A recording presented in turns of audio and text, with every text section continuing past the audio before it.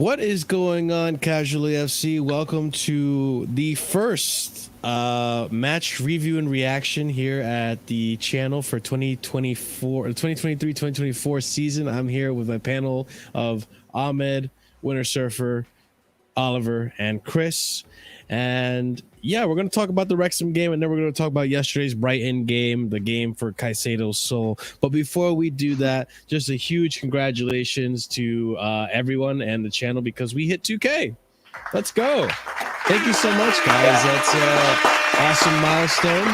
We've been wanting to hit that for a while. Now let's get on our way to 3K, hopefully. And then this, I believe, we'll plan a stream. We'll let you guys know. I gotta see what day of the week it's gonna fit in because we have so many things happening between the show and the games happening now. 2 games a week, boys. This is gonna be the first and last time we play 2 games a week until the season starts, pretty much. But yeah, we'll get on to the 2K special very soon. I'll let you guys know. But hang on, 2 things.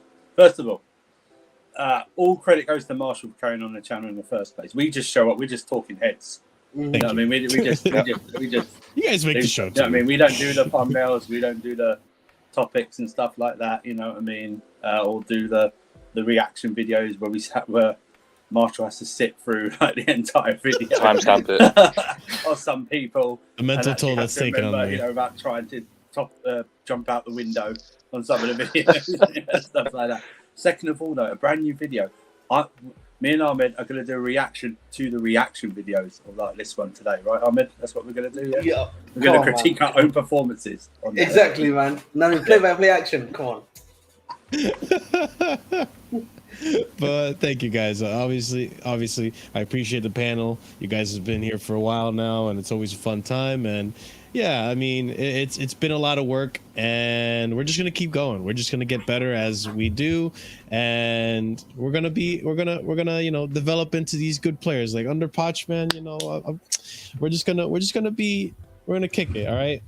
I don't know what else to say. Really, I can't guarantee. Thank you. I can't guarantee I'll get better. But what I'll do is I'll run around distributions a lot, verbally. Yeah.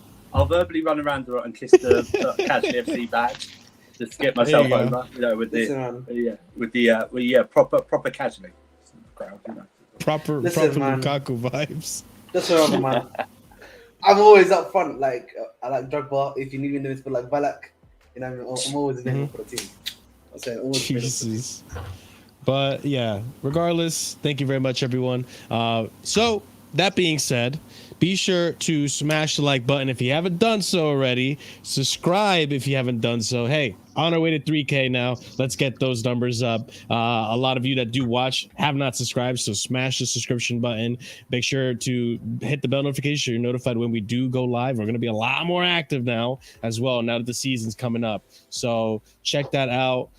Be sure to check out the links in the description below, as there's links to Ahmed's channel, Sarcasm City, Twitter, all that fun stuff. Ahmed, go ahead and cook. I am literally only 5 away from like 300 subscribers, so like, you know, it'd be much. Here we go, man. We're helping them out, so let's continue to help. Let's be supportive. We're all trying to, you know, get to the same goal here in this community as Chelsea content creators. So let's help each other out. But yeah, guys, big up to you guys in the chat. Be sure to check out the memberships. There's 4 different tiers starting at 99p. Pretty affordable, and you get some fun emojis to use. We're a few more members away from unlocking brand new emojis. So the more members we get, the more emojis, the more perks, the more all that other stuff. So yeah, big up to yourselves. So let's go ahead and discuss the game we actually didn't get a chance to discuss, which is the Wrexham game. I know this was last week, but I think it's still fresh in our heads. If I remember correctly here. Okay, here we go. I got it up here. So quick breakdown of the game. Essentially, first half, very quickly we get on the scoreboard with Ian Maatsen playing at left wing, which is very surprising to see. We had a starting lineup in that midfield of Cassidy, Santos, and Carney Chukwuemeka. Didn't really get to see most of the starting players in that first half. Second half, we go out to see Raheem Sterling and all of them. But Ian Maatsen scoring himself a brace in the first half. Beautiful second goal. Great link up with Jackson for I think the first goal. The second goal, I don't remember quite. First goal, bro. The second goal was Carney. The second goal was Carney laying it off to him. And then we had Gallagher scoring in the 80th minute and Cuckoo making his appearance for Chelsea for the first time. And he got on a scoreboard as well. Great moments with him in that first game as well. And then Chilwell, who was a little frustrating to watch defensively, and then makes up for it with a goal himself in the 93rd minute. So it was overall a good game against a Wrexham side that was I'm not gonna say they were pushovers, right? But they were formidable. They put up a respectable game, I would say. It wasn't. I know you're laughing, Ahmed, but it wasn't like a walk in the park. Like it was. It didn't feel like a. It wasn't MLS All Stars. Yeah, it wasn't MLS All Stars, like it was there were some moments that we were like, oh shit, Kepa was not involved in the game. We saw Malo Gusto for the first time. We who else did we see? We had Cucurella on the left back. We had the Bashir Humphries that's in the back. Humphries and Chalobah, who was a captain, by the way. Caicedo was not there. No, Caicedo. Oh, you say I thought you said Caicedo. But we had Chalobah as a captain, and then the young midfield three, which I was excited to see, and we saw a lot with the guys there as well. And then the attack was Diego Moreira on the right. We had Jackson in the middle, and then Maatsen in the left wing. But overall thoughts, I thought it was a good game, a good performance. For me, standouts were Santos and Cassidy. I think Cassidy had a brilliant game that game. Good interceptions, good vision of the game, and good vision to see the through ball and those spaces that we always complained that Mount or Havertz never really took advantage of. We finally got to see a player that was taking advantage of those. So I was really happy to see that. Obviously, there was like some technical stuff that was fun to see. But it's Wrexham, so I'm not going to get too gassed about it. And then Angelo, too, was another wonderful sight to see on the left wing when he came on. Sterling was frustrating. I'm not going to lie. We'll talk about more about Sterling in the next game. But overall, it was a good performance, a good way to come out, hit the ground running. After the last game we saw being Newcastle, we drew 1-1 with Frankie Lampard as our interim manager. But I'll let you guys discuss this. Go ahead, Ahmed. What's up? Hey guys. So first of all, big ups to everyone. Hope you're all having a wonderful day. So before we obviously the Wrexham game was a good warm-up game in my eyes. I always said we're facing Wrexham. The real challenge will be obviously, as we speak about Brighton when we go into that game as well. I do think obviously the midfield was pretty good. I think Cassidy, even at the start, I think he was the memory was getting a bit to him, but once he really just relaxed and calmed down and composed himself, he really gave a good account of himself. I really liked a lot of the stuff he did. I think Santos did really well.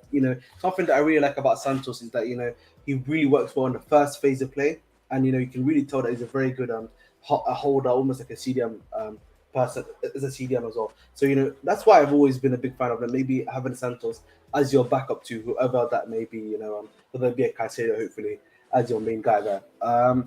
Honestly, if I was to speak about concerns wise, I definitely think there's like a left back concern defensively, because even Wrexham were just targeting the left backs. We did Chilwell just defensively is suspect at times. Cucurella were just defensively at times getting cooked. If you look at obviously the Brighton we should speak on, it's a similar situation there as well. But listen, man, Maatsen, I'm a big fan of his. Honestly, because I'd seen a few games of him at Burnley, and I was like, yeah, this kid is really good. And I feel like the 2 goals really showed that he can play really well. And honestly, considering the way Sterling's been playing on the left, Maatsen might have to actually be the secondary left midfielder, considering the way Sterling's been playing. But again, also TV, but this is preseason. Maybe you never know. By the time we get to Fulham or Borussia Dortmund game, Sterling might have just kicked on at last. He's one as well. Jackson and Nkunku similarly gave great accounts on themselves, particularly Jackson, because I feel like not many people had already watched him beforehand. But the way he's been playing, he played particularly for that link up for Maatsen for his first goal was amazing, bro. He's got a great close control play. So I want to give him a big ups. I think Angelo Gabriel, I think he surprised me the most in terms of the maturity to his game. You can clearly see this guy has played quite a few games. He understands somewhat what his play style is, what his strengths are, and he really uses that to his strength. as well.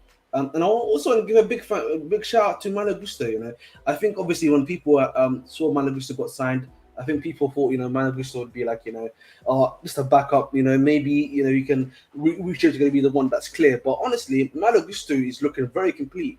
He's looking very complete. Still got a ways to go in terms of experience and improvement, but he looks very good defensively and offensively. So, you know, he's gonna give Reece James a real run for his money, and that's what we need, man. We need competition. Yeah. And that's what we need for him. So yeah, I think that's pretty much the majority of my takeaways. Anyway.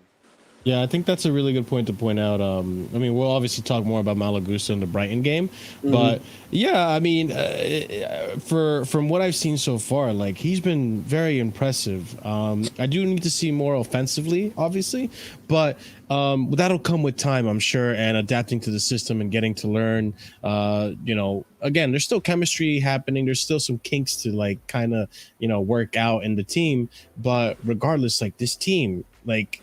In the Wrexham game alone, they looked so in unison. They knew they were seeing each other's runs. They were, you know, giving each other the ability to pass. The midfield wasn't standing still like we saw in previous games. You know, the big one being like Jorginho. Every time when Jorginho would have the ball, Jorginho would be asking for like someone move, someone would be available for the pass. There was none of that really. And even Andre Santos to a certain extent too, like being demanding in that position and like being vocal. Like you would think for someone who's 19 in a team as big as Chelsea, you'd probably be a little bit like quieter. No, this kid not at all. Even for having a language barrier, very vocal in that pitch and trying to get the team to move around for him and, you know, give him options. But I mean, didn't he captain Brazil under 20? Like I know it's youth level, but he does have experience as a leader in some capacity, right? Maybe I don't know. I believe he did captain them in their tournament, whatever they played, when he scored all them goals. Yeah, he did, yeah. I was impressed though, regardless. Like even to be a captain of the youth, could come into this team where you have like the experience of like Thiago Silva and someone as big as Enzo, and you know, like more senior players like Kepa and all of them, to step up and be a leader in that midfield, especially when. And this is the thing I like the most. Pochettino worded it in a way that I think lit a fire under their asses, which is to tell them, hey, this is your graduation day. Prove that you deserve to be at Chelsea. And you could tell these players came out and they're like, yeah, we're going to play like we want to be here. And you could see it in everyone. Like there was a huge change in attitude. You could just tell by the way they were playing. And I mean, guys, we scored in the first 3 minutes. Like that's not something we do often. And I know it's Wrexham, but when you put it into context, like we struggled against America last season, Club America. We struggled against North Carolina, Charlotte. Yeah. You know, we struggled against teams that were, you know, like, so this one, a team that we're supposed to kind of like beat in this manner, it was nice to see again. Like, it wasn't one of those like, oh, we never know. Like Southampton, like I don't know what's gonna happen with Chelsea. We might lose, we might win. Like, no, we like came in thinking that this team should win, and they did exactly that. They did what was expected. Chris, do you want to add anything about the Wrexham game? Yeah, I was gonna say like you talk about. I don't remember a lot of it to be honest, but because I slept like a few times. It was a late game for you guys, yeah. It was, but like what you said about like Pochettino saying like, you know, this is your day, you know, try to show me what you want to do. Like a lot of these players, like Ian Matson, Cassidy, is that how you pronounce it anyway? Santos and all that. Like even Santos is actually quite kind of impressing me. Even Chukwuemeka is like looking good as well. He's maybe finally have his chance because Potter didn't really use him. Like a lot of these players can be good bench players, always come on like 20 minutes or something and show what they can do.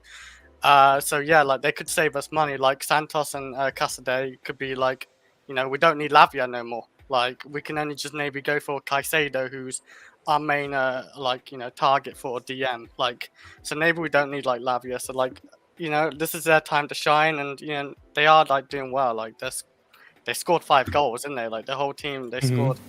Matson did score actually. I'm surprised because I actually had to ask last night when I was watching the game. So is Ian Matson a left back? Because I'm seeing him play left wing pretty well. Like he's playing better like as a 10 as a Kai Havertz would. So I know it's like a low ball, but like he's actually doing pretty well as a 10 or winger, whatever you want to call it. So yeah, like I'm impressed with the youngsters. They'd be good bench players, like, you know, try prove what they can do for Chelsea in the future as well. Like, yeah, it was a good game. At times, second half, I will say, as I remember, I was getting kind of sleepy and bored because until like near the end. Yeah, we switched tactics. That's another thing too. We switched the formation in the second half to a back three, which yeah, we did. I don't like that formation no more. I think part of it.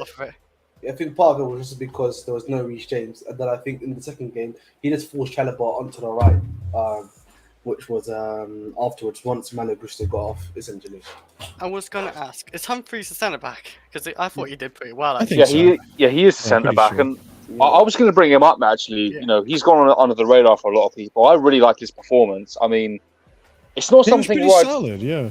It's not something where I'd say, okay, yeah, you can step in for Wesley Fofana now. I don't think we're quite there yet. He's not as good as Chalobah, Humphreys.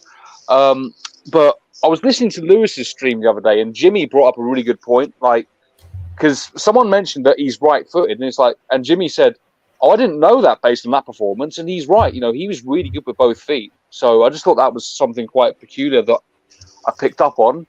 He looked really composed in there. You know, he had a loan for 6 months last season to a second division Bundesliga team, and it looks like it's done him some good. So, you know, big up to him. Again, don't know if it's going to get him in the team as the or get him in the squad as that replacement for Fofana, but he gave a good account of himself. So, you know, thumbs up for him. I was gonna say, I don't see why not Chelsea do that. Like, instead of just buying a centre back, if you really need a centre back, just use Humphreys as a like 5th or 6th choice. I don't even know what number. Because you got Chalobah. Yeah, because Fofana's injured, so you use him as the 5th choice. Like Chalobah would be like the top 4. Okay, I'm going to speak on Chalobah when I get to the Brighton game, but I've got an interest in taking on Chalobah. I'll be real. Guys. Sure. I mean, you know, going back to the Wrexham game, what were you guys' initial thoughts? And I guess we'll go with Surfer, but what were you guys' initial thoughts on Jackson based off of that Wrexham game? Like, I thought, like, he obviously, again, take it with a grain of salt, it is Wrexham, but seeing what he was able to do, create the space, and also be unselfish to give Maatsen that first goal, I thought it was nice to see, just because we just haven't had a striker that has done that. We barely score goals through the middle. So it was very nice to see, and it gave me confidence in him. It did boost my confidence in him, especially being the first game. But Andrew, what'd you think about that Jackson debut? My thoughts were, bit tasty up front, this lad. No, it wasn't really. It was.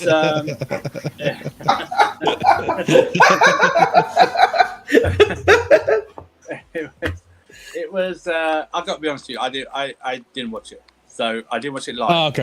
I caught the highlights because I don't really watch preseason a lot. I watched yesterday's game because I was on the stream, and then when the floor stream was on in the background. So, what I saw, I thought, interesting game to play him in to get his feet under the ground playing for Chelsea. The opposition is not great. They're only just a league side now. Yeah, he looked very decent. Good movement off the ball, good hold up play, good passing, as we've seen in both games now. Mm-hmm. I thought, yeah, he started off very well. I just had to take in the level of opposition. Yeah, of course. I mean, it's higher than the MLS All Stars, but of course. See, like with me, it's not that high. Do you know what I mean? Yeah. Their profile is higher than their actual footballing skill. I think, like, and you know, I was watching the game with Ahmed over on his channel, so like, if you want to see our reaction, the reaction is there. But we were doing the live watch along, and I think what I and Ahmed, I might be speaking for you here as well, but I think what we were both looking for here were, if they were doing the right movements, if they were doing the right passes, like, not so much like, oh, look at Angelo Meg this player, and look at, like, it wasn't so much of the flashy things we were looking for. It was more so like, is the proper play there? Is the proper tactic there? Are they But linking up properly? Yeah, that's why I said it's an interesting game to actually bring these new players in, because Yeah. they're going to be given a lot more time than, say, yesterday's game.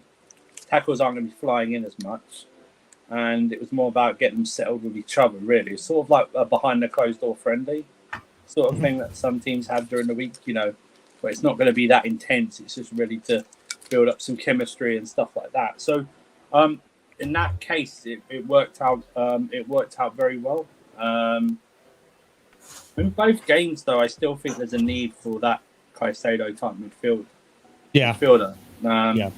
Or we are going to end up winning games or losing games 4-3 this season, it looks like. So it's one of those, if your heart can take it. It's literally going to be Liverpool.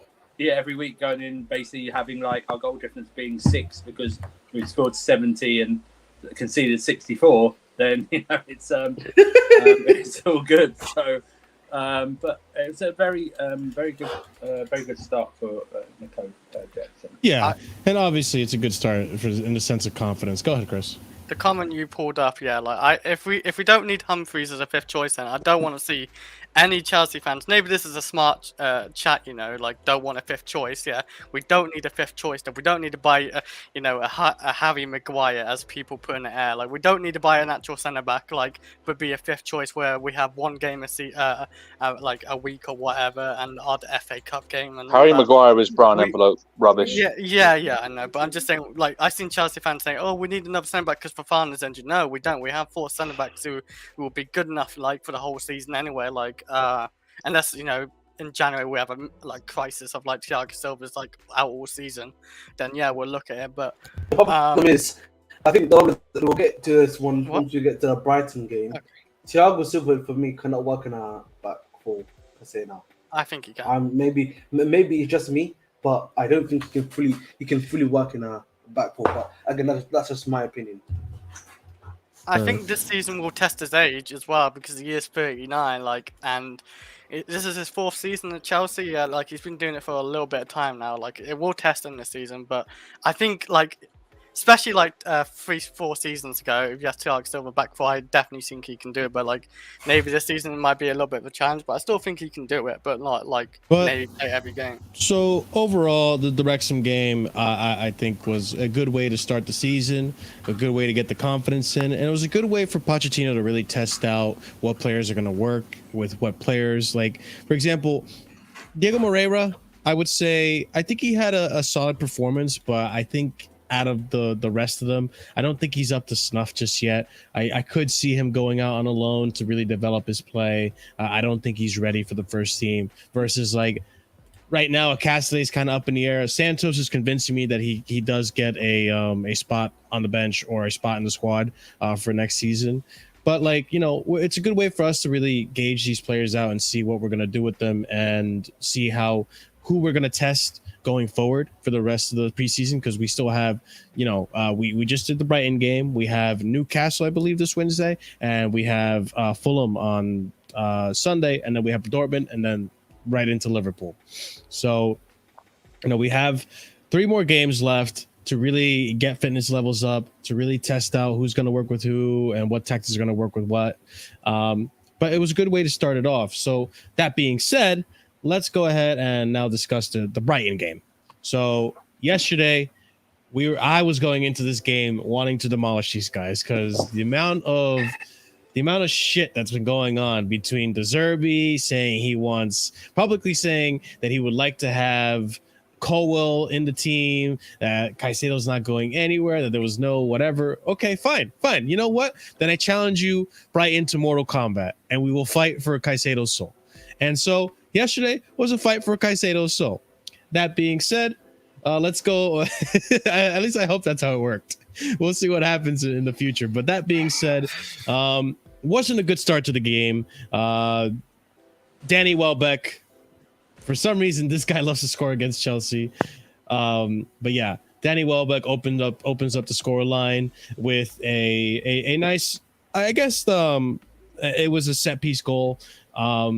And I can't get mad at Kepa. I don't think Kepa could have, for all the goals, to be honest, I don't think Kepa could have done much about it. I'm upset. I'm frustrated with Kepa about other things, but they're not. It's none of them are the goals per se. But then Nkunku, who started the game at striker position, the man gets us back in the game, 1-1. It remains a draw up until the second half of the game. We had a John Paul Van Heck. He got sent off 60th minute. I think what happened? He got a yellow against Nkunku earlier in the second half, and then just a reckless foul on Cassidy around the 60th minute. Gets the second yellow, gets sent off, rightfully so, obviously. And then after that, we had a beautiful, which I'll show you guys in the highlights when I pull them up in a minute, but a beautiful, beautiful goal and link up play between Jackson and Mudryk, both who came into the game second half. I think Jackson came on around the 60th minute as well. But once Jackson came on, there was a big difference in how we played, as well as being 10 men down for Brighton. But Jackson, great layoff for Mudryk, who does a half volley and just blasted behind the keeper. Couldn't get to it. And then once again, with Gallagher, we had Cassidy do a nice little dribble into the box, loses a little possession. Jackson manages to get a hold of it, manages to lay it off out of the area where there was a few Brighton players. Gallagher happens to be in the right spot, kicks it in. We go up to 3-1, and then Jackson gets his own goal. A nice, well-placed pass from Cucurella, who we don't get to talk about much in the offensive aspect of his game. But a nice curved pass from Cucurella, 1v1 against the keeper, Jackson, and he manages to put it away. And it's 4-1. And at this point, we're thinking like, all right, game is sealed. But unfortunately, a few little mistakes lead to, Brighton almost making a comeback with 10 men down. Who was it that got fouled in the box by Colwell? Which, by the way, that penalty from Colwell, it was a penalty. I think Colwell needs to, be a little more patient. Don't be so rational. You had Cucurella there. You didn't really have a chance of getting that ball, but he went for the foul. Unfortunately, it became a penalty, and so João Pedro kicks the penalty. I think João Pedro was the one that got fouled too. I don't remember. So we're there 4-2, and then again defensive mistakes, and we have Undav who scores the third goal. João Pedro puts two defenders in a split, pretty much, gets him out of play. Cucurella overcommitted to Undav. Undav is wide open and puts it away. Kepa can't react quick enough to get his hand up. And there we go, 4-3 right there. So that being said, that's how the game ended. We walked out with a win. Hopefully soon we're walking out with Caicedo. Hopefully Caicedo's on that tour bus with us. But it was a good game. It was a good game. Fun to be there to watch. It was my first Chelsea game. Got to meet Strasbourg Steve. Shout out to him. He's actually right there watching the Newcastle game today. So shout outs to him. But it was fun. It was me and Jose CFC were there. It was a good time. But yeah, it was a thrilling game. Happy for there was a lot of positives to take out of the game. I'm not going to talk about the whole thing though. Let's go ahead and start off with whoever wants to start off. All right, lovely. Let's get into it. So obviously the big standouts obviously was none other than Nicholas Jackson. I think he had a really good 30 end of the match. 2 assists and a goal. I honestly, something that I think that both games have shown us is that his link-up play and his ability, his passing ability is very good, man. Close control, able to link up with the wingers quite well. I saw someone compare him a bit to Giroud in terms of link-up play when he had like Hazard next to him and stuff. And I do agree, he has that like ability just to link up play quite well and make the right pass at the right time. Obviously, there was that chance with Angel Gabriel when they were just in literally give and goes each time that he was a little bit greedy. But at the end of the day, he's a striker, so sometimes he might want to just get another goal after he's had one. Oh man, I'll tell you this much about Jackson. We certainly, barring Aubameyang, but even he might be non-applicable because he didn't play a lot. We haven't had a striker as good on the ball as Jackson since Giroud. Yeah, I agree. The bar is in hell, but he is showing himself to be very good at that aspect. Obviously his goal is really good, man. First of all, he stayed on side, unlike a striker we had last season. He then he literally just put his boot through the ball to put the ball in, and unlike another guy, he would put it into the stands. You know what I'm saying? I'm not going to mention names. I'm better than that. But essentially, he had a good overall good striking performance. I thought Nkuku really felt isolated at times, honestly, in the game they had, even though he did score that great flick one. Don't get me wrong, he scored a good goal there, but I did feel like he was quite isolated in that number 9 position, honestly. And then again, you can make the argument Chukwuemeka was behind him. He's not really Sterling was next to him. Yeah, I'm getting. We need to get on Sterling. Yeah, no, we're getting that. So, listen, we're going through positives, man. Why are you trying to get? So yeah. I'm sorry. It's just that seeing Sterling in real life hits different. I'm not gonna lie. Okay. But no, like honestly, I think Chukwuemeka really showed a great level. But I think for me, what it showed of Chukwuemeka was that I don't think he's a 10, but he's really an 8. He's like he's an 8 in my eyes. Like the way he's able to drive the ball, that layoff ability that he has, that the ability to make those passes, those 1-2s are really great. Shout out to Maatsen. I think Maatsen had another good performance in my eyes. I'm really like gearing towards the idea of maybe having a Maatsen here, and I'll explain to you why once you get to Sterling. Honestly, the left back wise, guys, I don't know, man. Maybe it's just me, but do you not think that these guys defensively just look too suspect? Like it seems that the majority of the attacks that we've had the last 2 games have come from both Chilwell's side and Cucurella's side. Like they're just targeting that section like with efficiency. Like I don't know what's going on, because like I want to give a big shout out to Malagusto, because I think Malagusto, you had a Premier League guy, and Kyle Matoma, someone that was really good in Premier League last season, a great winger, and he was essentially had him locked up, barring like the free kick opportunity where he accidentally, the first goal essentially. Yeah. So I want to give him a quick shout out, but honestly, bro, that left side, like the left backs, Cucurella gets targeted all the times. Chilwell's getting targeted all the times. I really want to see maybe a game of like maybe Maatsen there, because I honestly defensively, like we're just getting caught out there like for fun. Like they just have acres of spaces to get in there all the time. And I just think for me, like when you look into the midfield wise, Gallagher is just, I think for me, Gallagher cannot work in this team as a starter, because everyone else, I think, has some level of good technical ability. The problem with Gallagher is when they were pressing him, like he can't turn. He doesn't have the ability to make that one touch, then pass. He doesn't have that technical ability, like compared to the rest of his team. And that's why whenever they literally just targeted him whenever they were doing that counter press. I thought Santos gave a good showing of himself. Again, big up to Santos. I generally think he could be a good backup for the team. Moving on to our good friend Angel Gabriel, another guy. This guy, man, I'm telling you, his game's mature, man. Obviously, he's been confirmed that he's actually going to Strasbourg today by the Strasbourg director. But honestly, man, I'm gonna be keeping a good eye on him, because for me, he's one to watch, bro. He's honestly for me one to watch. Who else have I missed anyone else? Sterling's the one I need to speak about now. Honestly, Sterling, it's looking spooky, man. Like there was more opportunities that first I just looked at Sterling and I was like, he knew there was like this opportunity when there was like 3-on-3, and like he knew there was a guy on his right, and he literally passed to the guy over there, which was like the most blatant pass, rather than just doing the reverse pass to him. There was the other chance where he literally could have gone 1v1 of the goalkeeper and just missed his opportunity, just hit it straight at the goalkeeper.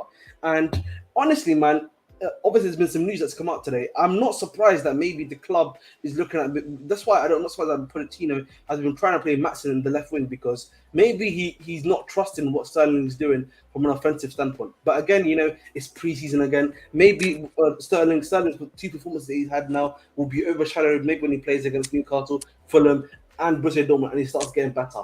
Listen, there's no underlying the fact that Sterling is Premier League proven, but I just want to see more from him. Obviously he's come from off a disappointing season. That's what it really is for me when it comes to Sterling. And finally, I want to speak on Chalobah, because I know a lot of people have the confidence in him being a good starting right centre back. Sorry, I'm personally not too sure anymore, man. I'm especially against Brighton. I'm not sure that he can be that RCB that we're looking for. Maybe it's just me. Maybe I'm over. Who said as a starter? Because obviously Fofana's not going to. Yeah, no. No, not 12. I'm just saying he's going to be the starting RCB for us, isn't he? Because honestly, if you think about it, No. Fofana's not going to be playing as the right. Fofana's, remember, got an Thiago ACL Silva injury. plays. Yeah, I know over that. Yeah. Yeah, Thiago so Silva. essentially, is going to be your right centre back for the majority of this season, upcoming season. I don't So, think you play more than but- Thiago Silva though. I mean, Ahmed, you clearly think that Silva can't play in a back four, so that might be what your thing is. But I personally, me and Chris are kind of I on the other disagree with wavelength. that. So No, I honestly, I don't think Thiago Silva can play in a back four anymore. I think positionally, I'd be yes, shocked. he can obviously predict the movements of the defender. But what happens when that opportunity comes in when there's someone that's got a bit more pace, is able to do a bit more trickery from the wing or from the striker, and then he can basically beat Thiago Silva.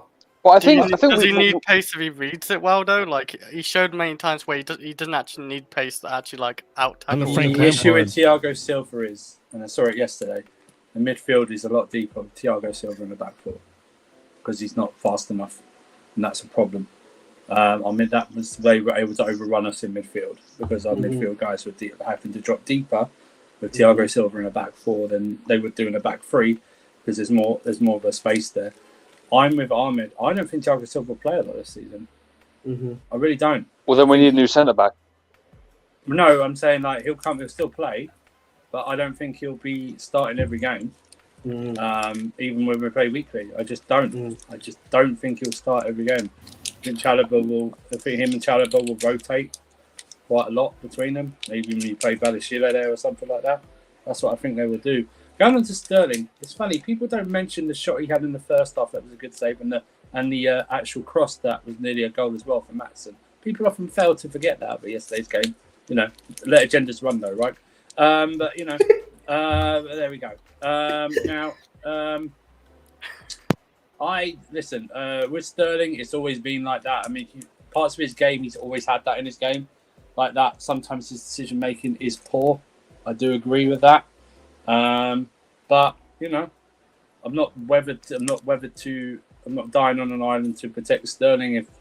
If the decision to bring Kudus and Elise is made, then I can only presume that probably Sterling's going to leave. But then that takes away, people are worried about the experience in the squad, right? You know what I mean? So, what do they want in the first place? With Maatsen, I would like to see Maatsen at left back next couple of games. Cucurella, I'm a bit mixed on Cucurella's performance yesterday because he always rushes in and doesn't get the ball, which means he did that last season, which left us exposed quite a lot in the left back area. Fantastic pass for the Jackson goal, no doubt, but I was a bit worried about that. Colwell had a good-ish game. Some passes that were astray, of course, gave away the penalty, but that's just something to learn from. I think Cucurella was okay. I don't think he was good. I think he was okay. And actually, did they play him centre back as well part of the game? Yes. Yeah, one He time, was trash at centre back. He was absolutely. That was his fault for the third goal. He got put in a spliff on that third goal. I thought he was rubbish at centre back. Tua was okay. He wasn't that good. The centre midfield again, we got run through again, but part of that is they had to sit deeper for Thiago Silva, but they've still got run through again. Gallagher is just. Marshall, were you there yesterday? I was there at the game. So I don't know if you noticed. Go ahead. I don't know if you noticed this. When Gallagher has to pass it more than 5 yards, it looks like he has to put all his energy in that leg to make that pass because he swings it back like he's going to absolutely launch that ball. Do you know what I mean? Like he's going to absolutely hoof it, but it only goes 5 yards. He is just now that Mount's gone. He's not going to be. It's going to expose him even more, like when Werner left and Havertz was here. Do you know what I mean? So it's like his protection's now gone. He is just honestly. I know we haven't got a lot of midfielders, but he's just terrible.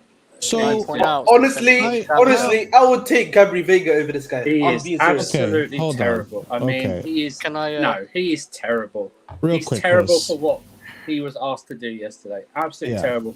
And I don't. This thing about people saying, "Oh yeah, we're going to be a backup 10." Why would he be a backup 10? He can't create anything.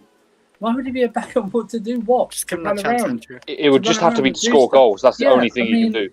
I mean, yeah, and even that, it's not as if he's like prolific in scoring goals and stuff like that. I mean, I honestly think there's no. I tell you what, if he didn't have energy, he wouldn't even be in this goddamn squad. You know what I mean? If he was just like if he had no pace or stuff like that, he wouldn't have anything. I think Jackson played well, very well, got man of the match. Angelo came on. I thought he did okay. I'm not this infused like with everyone else that he's the next great thing from Brazil. People are trying to big up. And Cuckoo, that finish from Cuckoo, that's just natural instinct. You can't teach that. That's just True. Absolutely natural. I'll tell you right now, the forwards that we've sold this summer, or we're going to sell, wouldn't even think of something to do that. They would try and smash it in or side foot it. And Mudryk scored an absolute belter. Mudryk passed to himself during that game yesterday. He did. That was insane. I thought he kicked it out of to a free. Yeah. No, he actually made it. It was insane. To see how fast he was in real life was wild.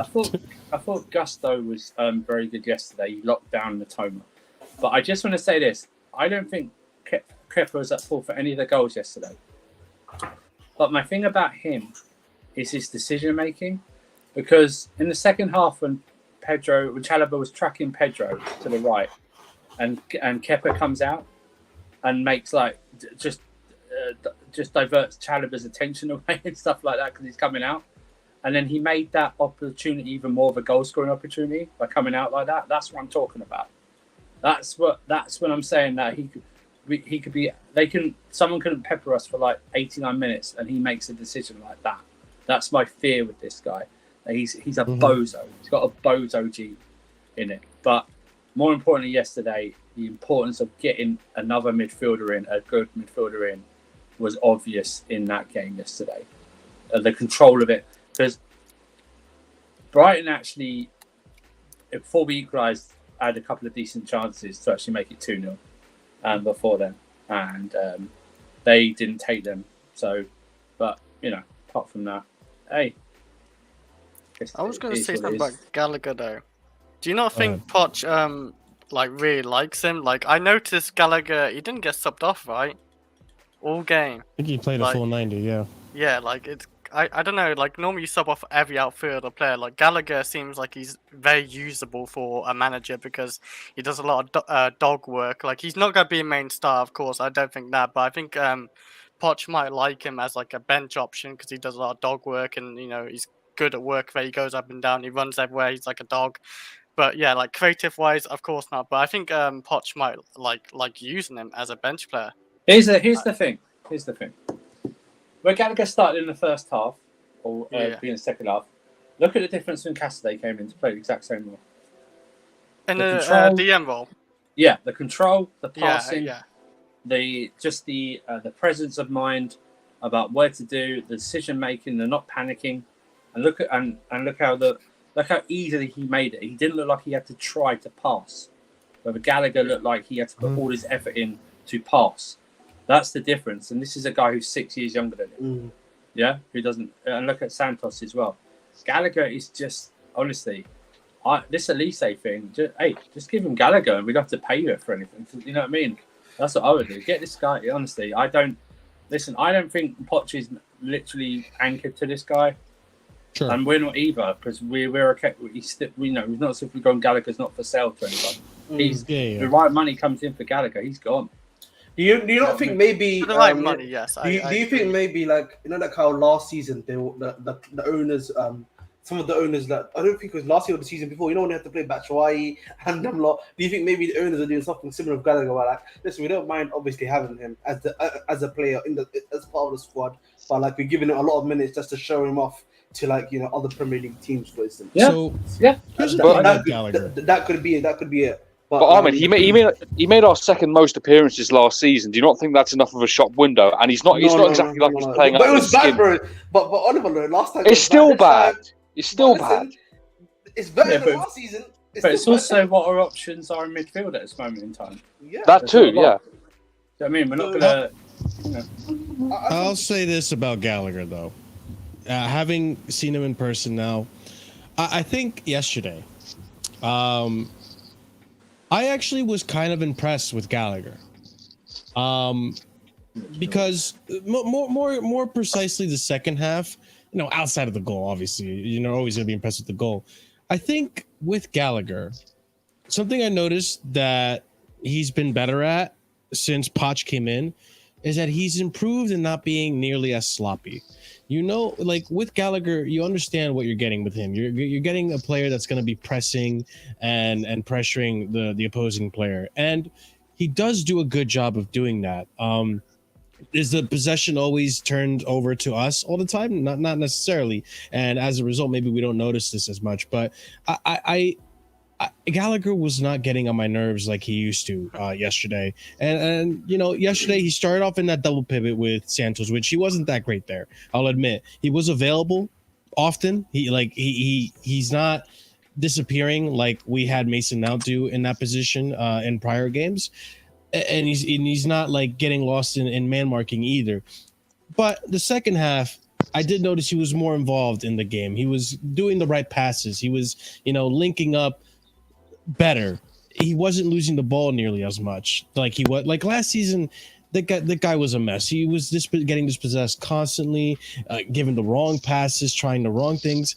There wasn't that much of that last season, this game. So I would say, like, as much as I agree with you guys, I don't think Gallagher's up to snuff. I think Gallagher does need to be replaced. You need to find someone else to, you know, take over Gallagher in that position. We do need another center mid. I also wouldn't be that upset if we were to actually stick with the guy. And at the end of the day, it's up to Poch. Go for it. You see the times when Brighton were just literally playing one-touch football, being able to beat essentially our press. Do you think having Gallagher in the team that we'd be able to do that? Nope. Meaning he was because of the lack of an experience that we have in that position. So say if it was Enzo instead, you're saying like would that have happened? No. I'm saying if Gallagher was in your midfield as it is right now, alongside who you want it to be Enzo or Santos, and we were trying to break the press doing the one-touch passes that we usually do, whatever goes to whatever it needs to be. Do you think Alan Gallagher can do that for you?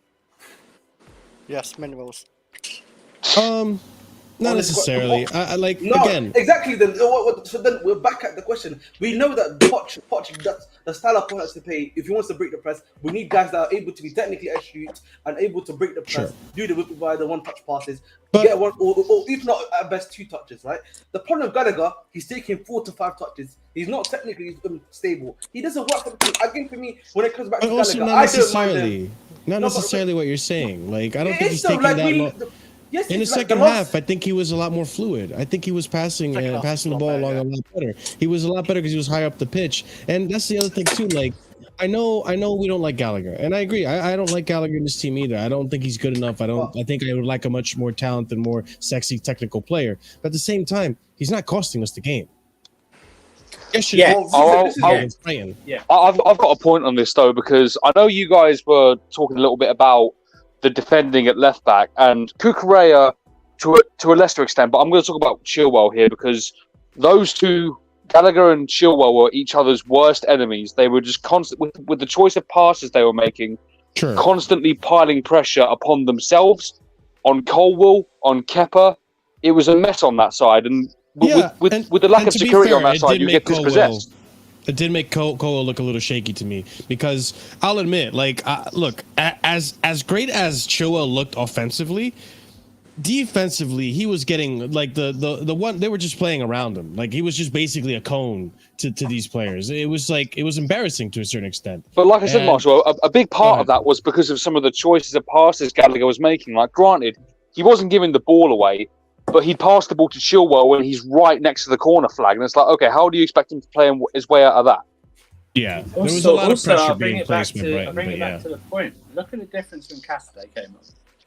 Yeah. When he was playing literally in Gallagher's place, essentially, or steeper. Just look at the calming presence of an 18-year-old. That's the point I'm making. Because what it does is, you got Gallagher play well in the second half. I'll tell you why Gallagher played well in the second half. Because he's got no responsibility. He's got no responsibility. He's free of doing that. You know, basically he's another attacker essentially because they freed him of that because they got Santos and Castells and Enzo came on. So Gallagher's got more freedom. He doesn't have to worry about that, and that's my problem. Is I don't. Gallagher to me doesn't excel in either role. Do you know what I mean? Doesn't excel as an attacking force, as a defensive force. He just doesn't. He's just literally there. I swear to God, right now, if he wasn't one of the top kilometre meters of the team, he wouldn't be in this. I'm telling you right now. I wish he had Juan Mata's pace, which wasn't a lot, because this guy would be good. This guy, I tell you what, this guy is a C-Tech, a D-Tech Jorginho without the passing. That's what he's. The only thing he's got over Jorginho is he's faster. That's the only thing. The only thing, and we cooked Jorginho. Well, parts of his fan base cooked Jorginho for his displays. But then because this guy comes out during the middle of the week going, yeah, I love the club and stuff like that, he gets a free pass. He's just not it. I'm sorry. If he's keeping him, you play him in the cups. You literally play him in the first round of the cups, and at the end of the season where objectives have been achieved by league standard, whatever they were, or something like that. He's just not it. I mean, I don't know. I would have rather kept Ruben Loftus-Cheek than have a Gallagher. And I agree with that. Ruben will give me pace and passing. He's a good passer. He's a much better passer than Gallagher. I'd rather have that.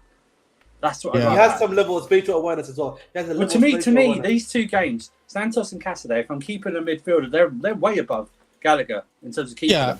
I agree, and honestly, Oliver, I'm glad you said that, because that you know what? Now that I think about it, that left hand side, which is a side that, oh my God, Gallagher occupied when it came to that pivot. It was struggling. Choa wasn't able to get out. Colwell was struggling as well. Colwell. That's partially why I wasn't that impressed with Colwell, because Colwell was he was hesitant. But now that you put it that way, it makes sense, because when his only real passing option isn't really, Gallagher, it's mostly Choa, and Choa's being man marked. And then you have Gallagher, who almost wants to he wants to get rid of the ball. What Ahmed Nanju said, it was perfect. Ahmed saying, he literally needed to take about 5 touches just to get the ball under his spell, and then, as Andrew said, he's literally got to charge up all of his passes like it's some sort of power up. Like, no, this is basics. Bro, he's I'm telling you right now, he's like a pro clubs player bot. You know what I mean? When you don't have anyone playing, you have to be on the AI bots, and whoever your any is, if you do have any, goes, this guy's crap. You know what I mean? That's what he is. I'm sorry. Listen, at another club, he would excel because, at a lower league club or a lower elite in the league club, but I think he'd be great for Everton, something like that, because that's how their midfield. He's a Dyche type of player. He's a Sean Dyche type of player. I don't care what anyone says. He's not a Poch player. I've seen a Poch player. This is not a Poch player. He doesn't have the passing ability to be a Poch player. And the fact that we're probably going to play a pivot, and you want someone to come in, and because you don't want to overburden Enzo again, having played fucking 90 minutes all the time, in every competition. I can't have this guy as an option. I can't even have an option if we get Caicedo in. I can't even have that as an option. And then if you're going to bring Kudus and Elise in, he's not an option then at the 10, so he has no place in this squad. That's why he needs to be sold. Even before we get replacement in, he just needs to be sold. He's just not it. And he will, like Kepa in goal, there'll be a point where he will cost us. He will cost us something, whether it's a challenge or a misplaced pass, or a miss. Something like, because he'll get up there and when we push him up front, he'll miss. Maybe red card.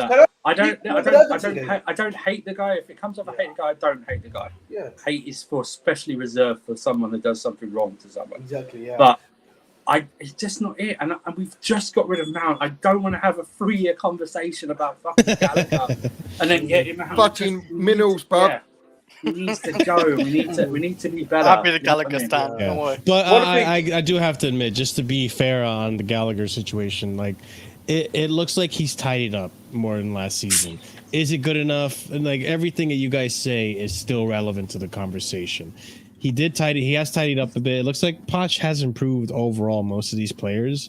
And then when he went into attack, when he went into the attacking mid, attacking 8 position, it's like you said, Andrew. I think he had less responsibilities. He wouldn't be able to do that assist to Jackson that Jackson did to him. He wouldn't think like that.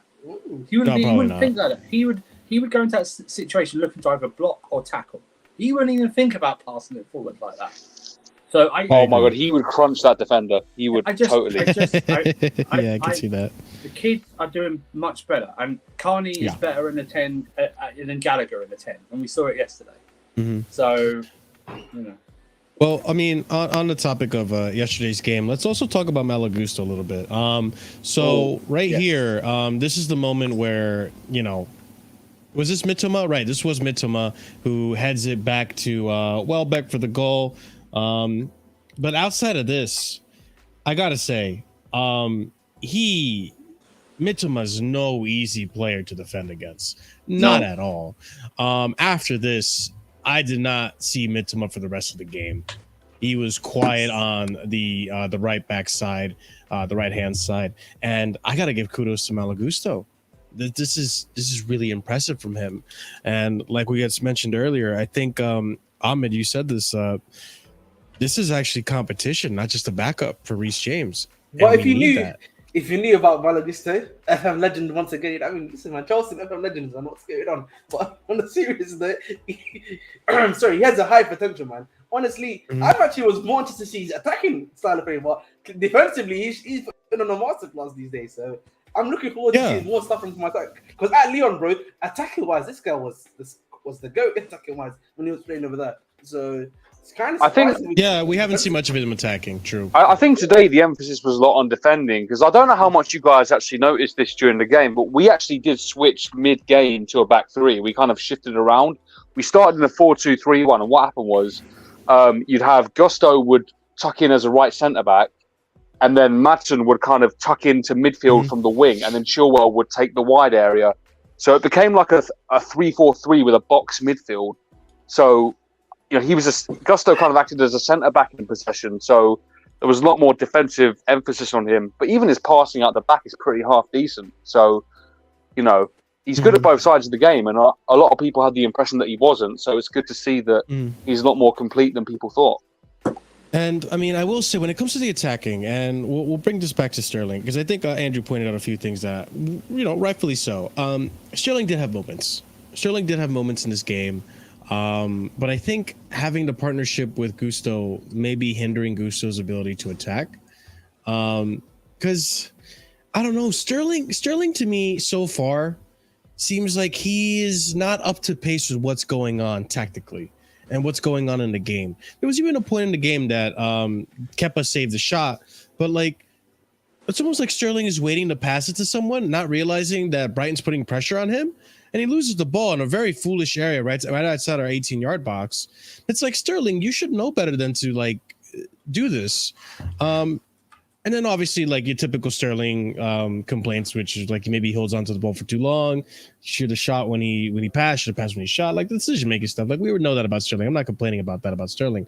What I'm complaining about with Sterling is more so outside of those two events where he just mistimed the cross, the ball across the box, where if he had timed that better, maybe he got a goal out of that, and then the shot on target.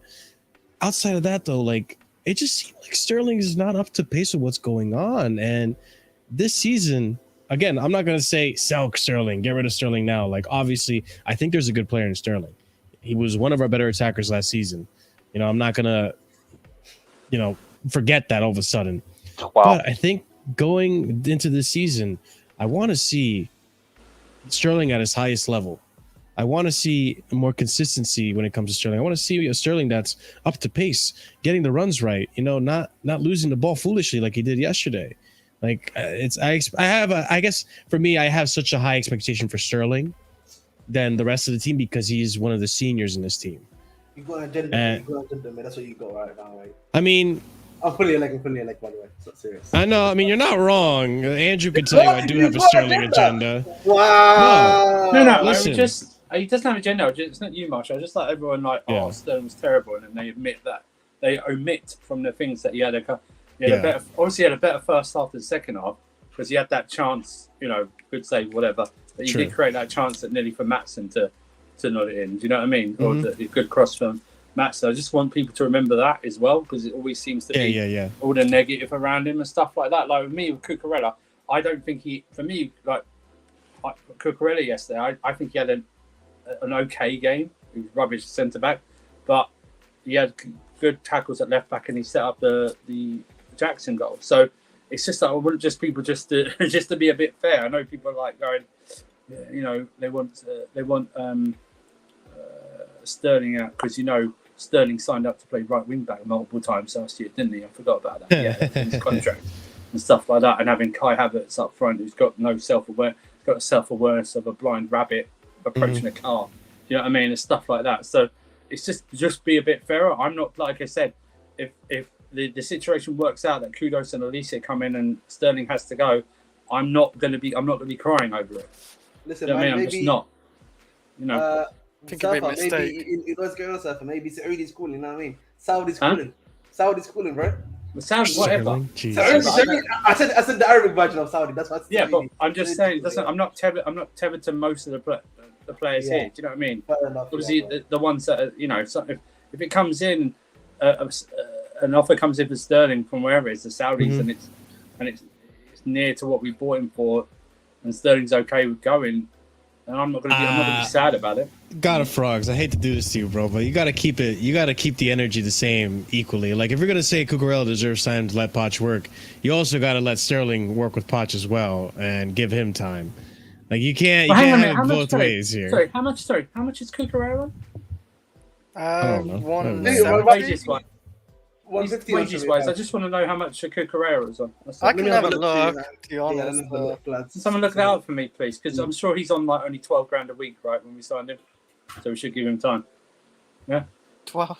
I'm sure he's close. I'm sure he's close to more like 200 grand a week, right? I thought it was like 180, 170. But I don't think the age matters so much. No, I mean, he's at a 175. 175. Yeah. Oh, he's on that cheap price of 175 a week. Okay, yeah, let's give him time. Yeah, cheap price. Yeah, that cheap price of 175. Well, left back too is quite a lot. You see, that's what I'm talking about. It's like how come you're okay to give him a chance like that, or give him time, but not like Sterling time? You know, because I remember that last season we put Cucurella in goal, didn't we? I forgot about that. Yeah, it's part of not like that's what I mean. It's like I understand this. This is the problem. People misprofiled Sterling and what he was going to do. Sterling's not a creator, okay? He's a finisher, yeah? He finishes off stuff, yeah? He's not going to be your main creator. And that's the money you have to pay. If this was last summer and the owners had a year of it coming in, first of all, if they did go for Sterling, they probably wouldn't pay him as much, and then the deal probably wouldn't go through.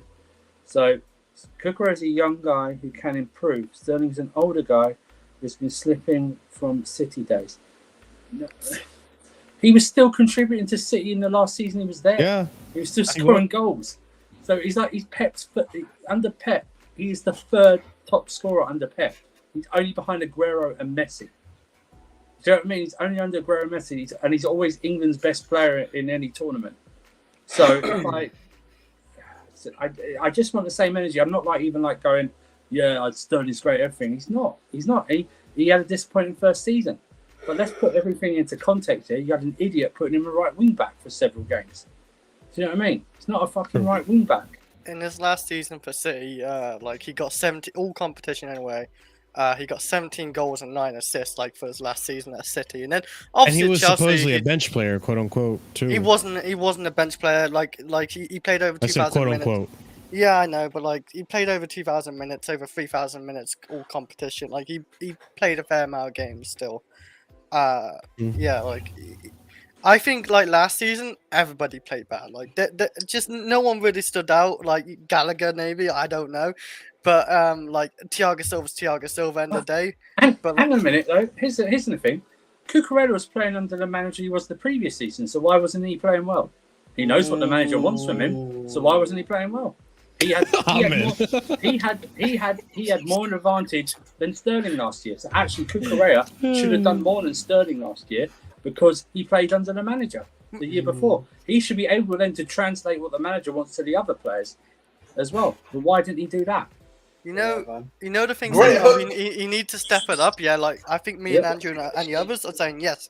Like this season, he needs to show up because, like, yeah, he's a bit older. Yeah, and, you're like, damn right. He needs to show up. that second You season damn where skip it. no more chances. You damn skip it. If I don't see him now, of course we've got to remember that we're not playing a lot of games. So let's be fair. So just Premier League. by New Year, I need him to have scored at least 10.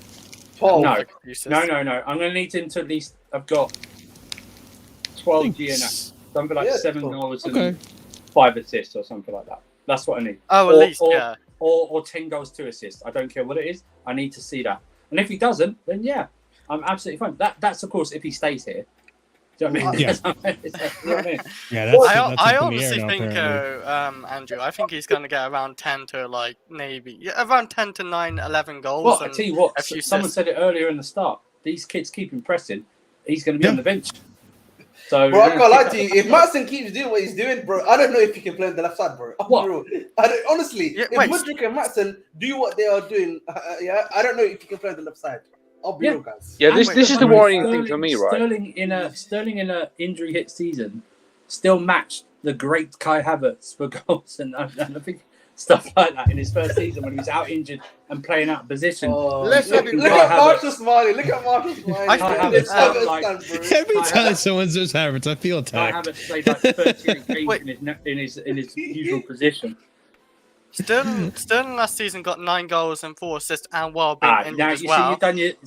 now if this is a joke or not, you've done yourself now. You've done yourself now. I like Timo. Wait, what's his? I know you do, but this. Yeah, Timo Werner's actually still good. Like in that season where we won Champions League, I still would have kept him. Oh Lord. I mean, yes. In No, hindsight, he's yes. more And the used stream to play. it. In hindsight, yes. In hindsight, yes. I didn't really mind him leaving. I don't have his name on my back. This is comparing. Well, shit and arse. we just had a massive debate about if Gallagher's good enough, and now we're doing Timo Werner again. The standards are so. What is going on, man? What happened to a football club, man? As soon as you bring up Give me Timo Timo Werner, Werner back. you've lost Actually, the we don't need him argument. now. You've lost the argument. As soon as you bring up Timo Werner. Oh yeah. I Ladies remember, and need him gentlemen, now, we don't smash need the him. like button for Timo Werner. let me remember when Timo Werner was asked to play right or left wing back in his either season. Oh my yeah? Jesus! Yeah, Who was was asked to do that? it. Stop That's that! terrible. This is gonna bring back PTSD. Oh my Yeah, God! Lord. I will say though, like, I mean, obviously, all this is just to say, and Andrew agrees, we need to see Raheem Sterling step up, because if he does not, either Mudryk or depending on what we're going to do with Maatsen, but either Mudryk or Maatsen are going to take his spot. Madsen's a left They back. have been though. doing very well. He can play. He's been playing left wing for the Yeah, past I few know, games, I Chris. know, but he's a left back. I just figured No, out he yesterday. can- Yeah, I'd like to see him play at left back. I wanna I see would like to see him play. play as left back too, but if Take over Sterling doesn't Kukurai, step no? up, maybe He can play both maybe he gets positions, plays left wing. Maybe he No, he plays can left play- wing, Chris. He can That's play. what I'm See, that's saying. that's the problem, God of Frogs.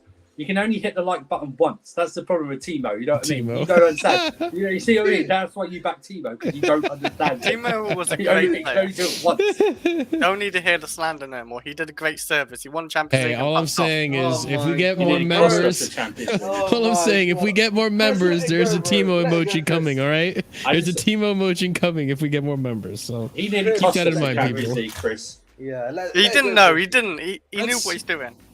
another player I wanted to discuss, who I has been really impressing me in these last few games, is Carney.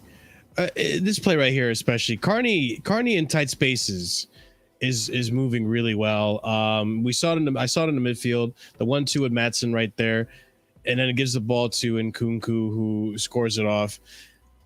Carney's been really impressive, and it's making for a very hard debate as to, because we can't keep the three of them. We can't keep Santos. We can't keep Cassidy. We can't keep Carney. One of them has to go. One of them has to go out on loan and really develop as a first team player. But Carney last night was of the midfield that we started with. Well, I mean, Santos was impressive too, but like he did impress me, especially against the Premier League side. And I think he's gaining some confidence under Poch. And you know, this assist right here just shows like what he's capable of. I don't know if you guys had any opinions on Carney's performance yesterday. For a big guy, he can actually move between players quite like that, like quickly, on the good on the ball. He's a little bit raw. Good control of the like, ball, yeah. He's a little bit raw, but like that's fine. Like, but for the frame and build he is, like I don't know how he does it so like clean as well at times. So yeah, he does look promising as well. But I'm sorry I overcut Ahmed, I guess, without realizing. Honestly, again, you know, I think he's a really great player. I think for him, his best position is obviously the 8th position in my eyes. I don't think he works in the 10, but he's a good player. But honestly, don't get me wrong. I just don't know if he's going to stay at the football club, to be honest. That's the question. But we'll see, man. It's hard to see because, like, you know, there are moments obviously where any midfield is going to get dispossessed at any point, right? Like, it happens, but he has good moments too where I'm like seeing him like, wow, he's controlling the ball really well. He's dictating the midfield well. Like, you know, he's establishing himself in that midfield battle. But wait, it's okay. So it's like it's really interesting to see it happen, and oh my God, it makes for the conversation now of like who is going to stay a lot more difficult because like Cassidy too is another one that I'm like.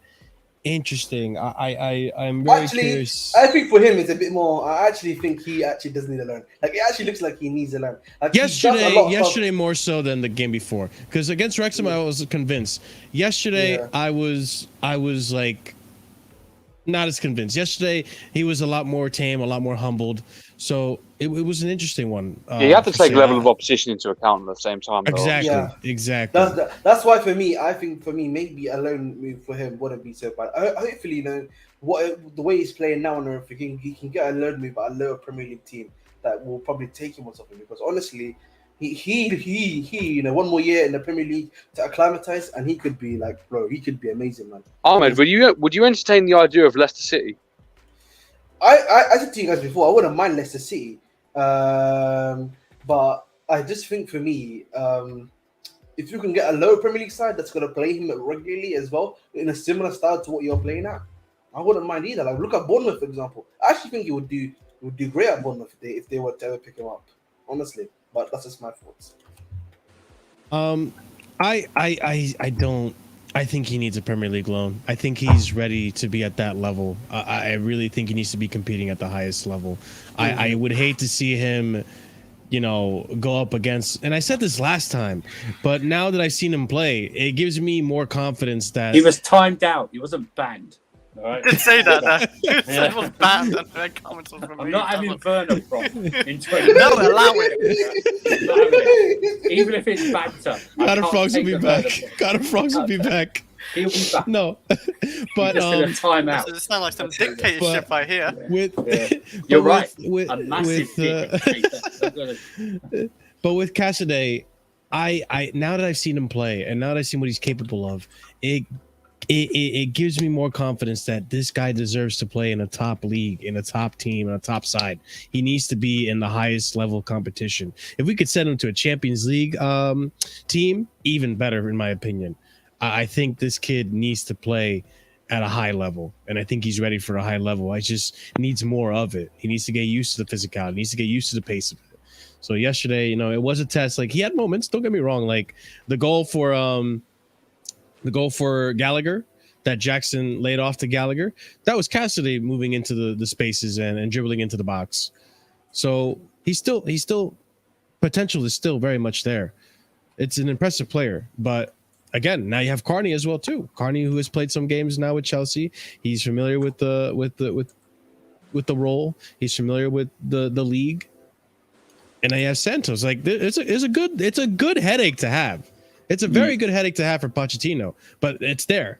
And now, you know, like even this goal for Carney, a very beautiful, elegant goal. Like I love this goal. Like getting into the tight spaces and dribbling past the defense. Like this is beautiful. So I don't know. I don't know. Oh, that's what I'm saying. It'd be, to me, the midfield options, even if you bring a Caicedo in, if you don't bring another midfielder in, then he goes above someone like a Gallagher. Goes above someone, and then essentially he becomes one of the replacements for either Caicedo or Enzo. He just does because of the options that we have there. He just, because who else have we got? We haven't got anyone else.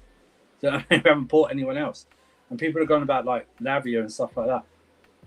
That's great, and I think Lavia's going to be a very good player, but he's still, he's around the same age bracket. I mean, Do we need Lavia? I don't know. That's the point. Yeah. But then who do you bring in? Do you try and get someone like an Amrabat and scupper the deal there? Do you then go? Well, Kudus can play as an 8, but he can't play as a 6. Obviously, that's what I'm talking about. We don't have other options. You know what? You know what it's looking like to me. The recent news about some of the players that we're going after in the right wing position and the cam position. It seems that we're trying to do the stockpiling method. That's been the case in a lot of like American sports, where like some team will just stockpile talent. I wouldn't be surprised if that's something that we are trying to do now as a football club, particularly now the rookies. Yeah, like, particularly now with the multi-club model as well, that we can do that as well. So it wouldn't be surprising me at all. I don't disagree with JK. I genuinely believe that someone like Cassidy, if he goes on a loan, he has to go into the Premier League, Serie A, put him in at the high level. I just not like Serie A. Like no. Listen, Serie A. I'm telling you right now, do not make him go to anywhere near that league at all, big man. That's what I'm saying, man. They'll want option to buy, weren't they, as well? Yeah. Okay, fair enough. You know what? Let's not. Unless it's like AC Milan, let's not. If you're loaning Cassidy out, that's not because you bought CAICEDO'S, because you bought someone else as well. Yeah. That's the thing. So it's like, who else is out there that you think you buy at the cheaper option because they're going to be a replacement, right? Coming in. Sure. It's like Lavia's not going to be a cheap Lavia's 50 million. Lavia's 50 million. He's 50 million, whether you like it or not. And I just don't see us doing that after we spend like whatever on Caicedo. True. And listen, man, we've only got ourselves to blame for putting that price tag on as well. You know what I'm saying? It's our fault we put 50 million. But I think back to my point is like if we were to send when was that bid 50 million? When was that bid 50 million in the summer? That's why that valuation exists. Southampton put that on him. You know what I mean? Yeah. So we technically started yes. For me, the reason behind if Cassidy were to go out on loan to Leicester, I think the reason for me saying that I want him to go to a competitive side is because I need him to have competition. I don't need him to go to a league and have it look easy and just walk in the park. I need him to be challenged. I've got it. Send him to Crystal Palace. Yeah. I wouldn't be opposed to that. I want to be Hodgson to take him, or I don't know. We don't know. That's the point. It's like send him to Fulham because Pavini just broke his collarbone. Oh, if the Doucouré stuff is true, that going to Liverpool and stuff, hey man, got space in there. But yeah, that's a point as well. Liverpool think Doucouré's price is okay for them, so they're going to. And also Schlupp is getting quite old in age. I wouldn't be surprised if Crystal Palace also looking for an alternative there. Well, yeah, Leicester's gone down to the Championship. I don't really want him going down to the Championship. But to be fair though, with Burnley, is an out of the box. Send him to Luton. That'll be out. Oh no! Don't. I've got a better option to send him. Just send him to Somali. Send him to the Somali Super League, man. You know what I'm saying? Stop. We go there. Stop it. They said he needed a challenge. Okay. I was going to say, if you're thinking of sending this guy to a Luton or a Sheffield United, like we've been there and done that before, it never ever ends well. Like there's just no point. I'll be real. Chelsea loan leagues going out to championship have been working out quite well. No, I'm talking about Luton and Sheffield United are in the Premier League. They're probably going to get relegated. Yeah, I understand that. I'm actually going via a different point. Talking about the Leicester loan. So I'm like, if he goes to someone like a Leicester, which is trying to come back, maybe that'll be a lot more competitive. We've seen already with Maatsen under company. We've seen it previously with Cole when he was at Huddersfield as well. I think Gerhier as well was at another championship club. You even had Abraham and Mount. They were both in the same playoff final before they came. So I think if you go to the right team at the championship level, you do pretty well. Even Reece James was at Wigan. They weren't really fighting for anything in particular, but they were doing a good job. They were just a mid-table regular club in the championship. So it's about finding a team that's willing to play him at the end of the day, and then hopefully they can do what they can to develop him within that. Mm-hmm. Sure. Oh my god, he's back now. Another time, guys. No, Guys, no, another no, time. no. Because it's not even with Sterling; it's with Chilwell as well. No. It wasn't anything to do with your Sterling thing. It's your burner prop in 2023. That's what got you. Let it be. Chris. Yeah. But another player, I feel like we overlooked this for whatever reason, but we got to talk about Mudryk. Mudryk also was impressive that game. Like, we talk about Maatsen at left wing, Mudryk might be giving Sterling a run for his money too. This link-up play between him and Jackson was beautiful, and to see it happen in real time, I guys, I said this backstage. I don't know if I said this on stream. I nearly fell out of my seat. I nearly fell out. Like, I was in two rows. I was the second row on the top level. I nearly fell down to the bottom level. Like, I got so excited when I saw this goal. And his first Chelsea goal, it's an impressive first Chelsea goal, and a brilliant layoff from Nicholas Jackson, who, again, man of the match. We can talk about Nicholas Jackson to the moon till the cows come home, but absolutely brilliant goal from Mudryk, and I think he had a brilliant game as well. And we were talking earlier about you know, his physical appearance and how it may slow down his pace. This guy has not lost any pace at all. This guy has not lost any pace at all. This guy is lightning fast. Yeah, he essentially passed it to himself, and yeah, like we had it looked like it was going to go for a goal kick, and he needs to work on his corners, but he managed to get it. But whew. I don't think if Timo Werner was on that pitch, he would have done it better, I think. That's Timo's got more pace, man. Timo's got more pace in it. Yeah, Timo's got more I pace. mean, sort of. Yeah, this is kind of what happened. Yeah, I mean, crazy. Pause, man. That was crazy. You didn't see that, bro. Let's have it right. Wait, how many scored a volley? I can't remember what he did for Chelsea. Against the MLS All Stars. Yeah, but that was. That was a half volley, by the way. Let's not talk wrongly about that. As well. What a goal, though! What a brilliant goal from him. Very good start. Obviously, he didn't really have a preseason with us when he signed. He hadn't been playing for Shakhtar for about 2 months, so stuff like that. He came into didn't have time to settle. Everyone wrote him off after only participating in about 8 games overall, and probably starting 2 of them and not even finishing them. No, good start to his preseason. Good start. Yeah, very good start. Let's see if this can transform into actual league games, and let's see. So, I think if you by the end of the season, if he got any near a 15 GNA season, I think that's a great season for him. Yeah, 15 GNA, not $15 for anyone. I'm talking about 15 GNA. So whether that's like an 8 and 7 or something, or a 9 and 6 or something like that. Yeah, I think that's a realistic target to set for him, because it's not as if we're going to be bombarding the box with a load of crosses. I think this season, I don't think we're going to do that. Doesn't seem like it. And we're going to hit on it through the middle and pass out wide. But yeah, it was a very good. It's good link up. I mean, Kai Havertz wouldn't even. He couldn't even think about doing that fucking link. That simple pass right there. I mean, he wouldn't be able to control it, or he tried to nutmeg someone and it didn't work out, motherfucker. So it's a good, very good and fantastic hit. Mm-hmm. So yeah, and he was good. He was good when he came on. Whoever their right back is, he absolutely destroyed them on the pace. So it was just frightening. It was a bit very more his crosses and everything. So yeah, I think you're right. You pointed out the crossing thing. I think because I've noticed with Poch, there's been a lot of like what Mudryk is doing here is cutting into the inside and getting into the middle of the box.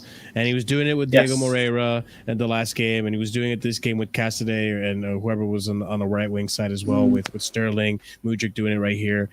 And linking up with Jackson. So Jackson's more involved as a striker. And we're going to see Jackson and Kuku doing this as well. Like, there's going to be a lot of this link-up play.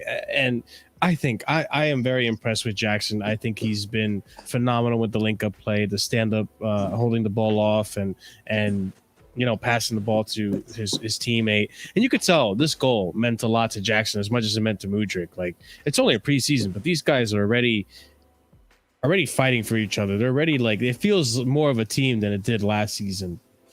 But it's good on Mudryk for sure. Go ahead, Oliver. Yeah, with Mudryk, like one of the things that actually separates him from pretty much the entire squad that travelled out to the US, he's almost completely match fit, because you got to remember he played in the international break for the Ukraine senior team, and then he went to the under-21 team. Yeah, so he's only been back for a few weeks since his last game. So he's probably one of the most match fit players on the whole squad. So it's really good to see that he's carried that in. It's basically as if he's one of the players that wasn't fit for international duty during the season. They just stay fit by just going up to training and stuff like that. His fitness levels would be probably higher than most of the guys on the pitch with him. So, and the thing is, you'd hope he's not too fatigued from it as well. Like by the end of the season, because you got to remember as well, like he didn't play a lot last season, but also, like we've said before, the Shakhtar, the season in Ukraine ended early, didn't it? So he hadn't played a lot yesterday, right? He came on around either halftime. I think it was halftime. He might start against Newcastle, but not finish the game, and then a few minutes to rotate, and then I don't know what the Dortmund in Dortmund, or is it where is the Dortmund game? I'll check right now. I think it might be, but I mean, it's kind of like it's got like a States kind of time, kickoff time. Right. So but it's in the States, is it? Like a midnight-ish kind of thing. Soldier Field. It's in the United States. Is it? Yeah, it's in Chicago. Because that's the one thing inside there. It's just to escape, just the injuries. Oh wait, I'm wrong. Never mind. I'll tell you what, though, I would like to see in the next game. I know we already said we want to see Madsson left back. I want to see how he links up with Mudryk on that left side. Maybe if there's something there, because those two have been very impressive. Mudryk today, Madsson in both games. That's something that could be explored, hopefully. By the way, 121 of you guys are watching. Let's get those likes up, especially if you enjoyed the game yesterday. Smash that like button. Let's get to 80 likes, please. You guys have been slacking a little bit. No, there's over 100. There's nearly at least 100 likes. Come on, guys. You got this. Right, come on. You can do this. You obviously like it. This isn't Chelsea last season. Is it like, does the like button give you like electric shock? Guys, we've scored two. Hang on. Guys, we scored two 1v1s in 2 games. Like, is that not cause of celebration? we have midfielders having not open play assists, man. Come on. Smash the likes for open play assists. Guys, when you press the like button, it makes Ahmed's hair stand out even more. So just do that, please. It gives Real Chris part of his memories back as well. He's got the memory of a goldfish. So, I haven't got a memory of a goldfish, just of names and shit. Actually, you know what? Actually, goldfish memories last 5 months, so you're right. You don't have a memory of a goldfish. Shut the fuck up. Like, how long they last. Yeah, it was proven. That's what it was. What do you mean proven? What? Where? Scientifically. Look at it. Research it. Look it up. Yeah? Oh, no, you'll probably forget. Point is, smash the like button. It does help. We're almost at 70. Let's try to get to 90 likes at least, guys. Thank you so much for the support. This was the Cucurella goal. Well, like I agree. Let's discuss Cucurella a little bit too. I agree with what Andrew was saying. I think from what I saw on the Twitter timeline, I feel like people have been way too harsh on Cucurella, and that's probably because they have the same mindset of Cucurella last season. And they're translating over to this season, forgetting that we have a new manager that's playing him a little different. As a center back, I agree. I wasn't too impressed. He had his moments, like he had good tackles here and there. But this moment right here, where he's in the midfield and he passes it through to Jackson, I thought was brilliant. He had time. He didn't rush it. He took his time to curve that ball in and get it right in front of Jackson. And then, as we see here, like if this was Havertz, it would have been straight at the keeper or wide or above the bar. You think Havertz is getting on that ball? He's getting tackled. He's getting tackled before that ball. He's even striking that ball. Or he's dragging it back and looking to pass. Yeah, exactly. So it's brilliant to see a striker that can do that. And it's a brilliant pass from Cucurella, who... Yeah. It was a 50-50 game for Cucurella. I got to admit. he didn't do much that impressed me outside of this. I think he had moments where he was very solid in the defense, good positional awareness. But then there was times where he overcommitted. Like we saw when Cucurella's at his best, we saw in Dortmund. He overcommits and then it works out. He wins the tackle. He gets to the ball before the player gets the ball. I think he was trying too hard on that half, and there were moments where we saw that with the goal with Undav, and I'll play it right here. But go ahead, boys. Now the key thing with the you said the Dortmund game there. The key thing there is that he overcommitted, and fair enough. Like he is a player that likes to press with that intensity and close people down. Get touch tight. But you have to have the protection of the back three behind you. So you're as the left centre back.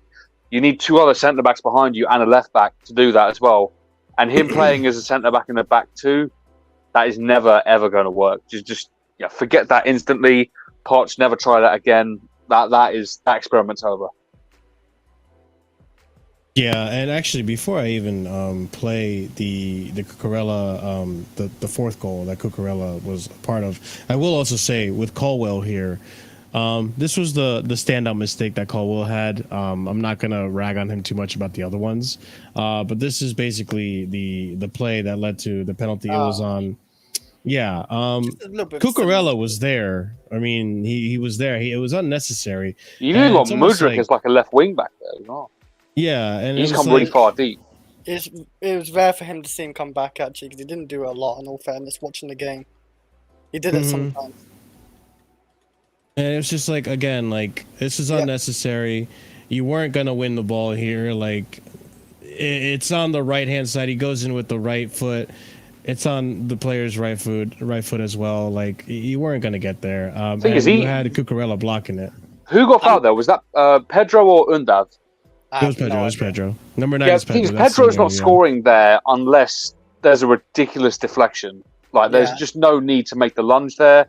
It's preseason, so this is where you want to see the mistakes. Granted, of course, especially from the young players, this is where you want to see the mistakes, so they're more clean in the main season. But just do better next time. But apart from that, Colwill, flawless game in my opinion. He was really good. I'm sure Poch is going to tell him. Like they watched the game.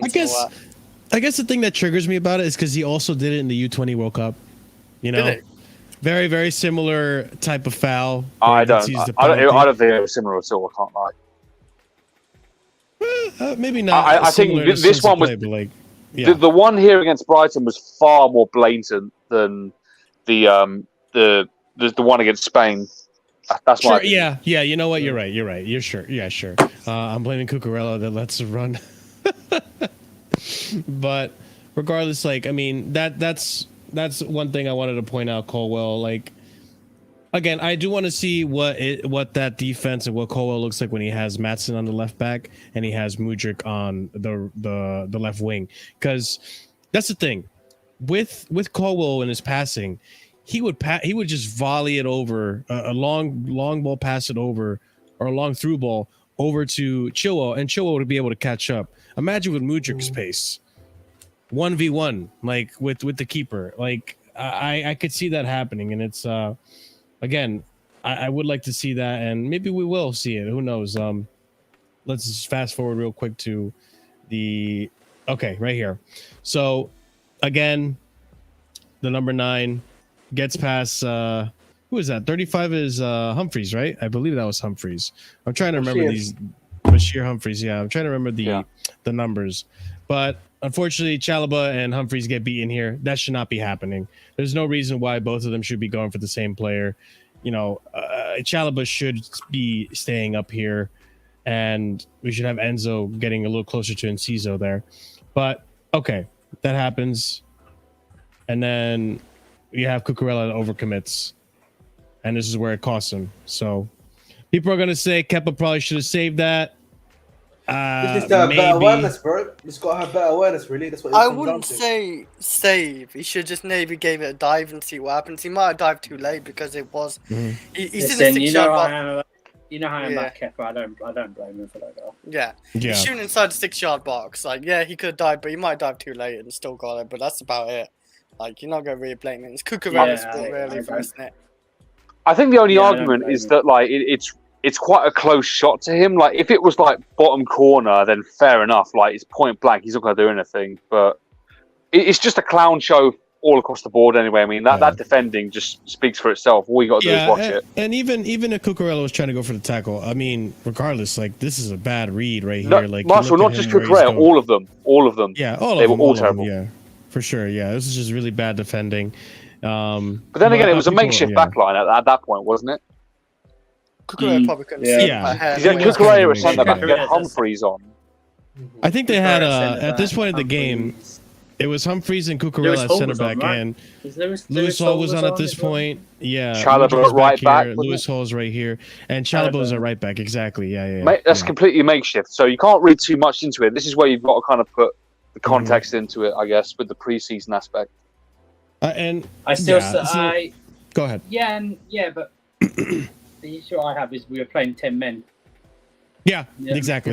Yeah, well, there's context to that as well. Exactly. Yeah. Yeah. Yeah, it's like if we were playing 11 men, then you go, mateship. But we're playing against 10 men for like what, half an hour? Was it we were playing them for half an hour? 10 About minutes? 30 minutes. pretty That much. challenge, Half hour. Andrew, that challenge was dirty. Oh, I'm not saying. I'm just saying that the thing Yeah. is that it doesn't look bad when it's against 11, like what they're coming back scoring twice. It's the fact that even with a makeshift back four, it's still against 10 guys. So, I'll be interested to see how we perform against Newcastle and Fulham because I want to see how much this red card has skewed the result in our favour. Sure. Because we were actually 1-1 when the red card was. I think happened. it's Exactly. massive. I think it's a massive help for us. Yeah. In terms of the space that we got. To be fair, though, there have been games in the past where we struggled even against 10 men, you know? So, I mean, regardless, when it's 10 men, you expect to win at that point, which is what the team did. However, was it a clean win? The defense does need to shape up a little bit. I mean, I know this is a makeshift. It's an ugly win, but I know it's a makeshift defense. But again, like Cucurella, it's probably not going to be the last time he's going to play CB. There's probably going to be times where it's called upon that he plays CB. We don't know what's going to happen with Maatsen. Maatsen might stay in the team. And if he does, then there's going to be times where I'm sure there's going to be Chilwell's going to be out with an injury or something. We're going to have to ask Cucurella to come into the CB position because Colwell's unavailable or someone's unavailable. And then we're going to have to Maatsen play on the left back. So, like, I could see this happening again. So, again, if that happens, we're getting relegated, man. I can't lie. Cucurella in a back four next to Maatsen. Like, Maatsen's a good player and Cucurella can be good, but that is just a recipe for disaster. Sure. Or we're just I going will to say, outscore people. yeah, and that's the case that happened today. We did outscore. Like defense wasn't that big of an issue last season. It was a matter of us not scoring. But I will say, on the topic of Kepa, and I did mention this earlier, what frustrated me about Kepa wasn't necessarily the goals conceded. Andrew, I finally have seen the light with Kepa. And I see exactly what the hell you were talking about. It took him going to the game. It took, dude. You know what happened? I get so there was traffic going into the game. I got there a little late. Shortly after conceding the goal, I finally get to my seat and I sit down. And the very first thing I saw was Kepa pass it, try to pass it to Sterling, and then kick it out kick it out for a throw in.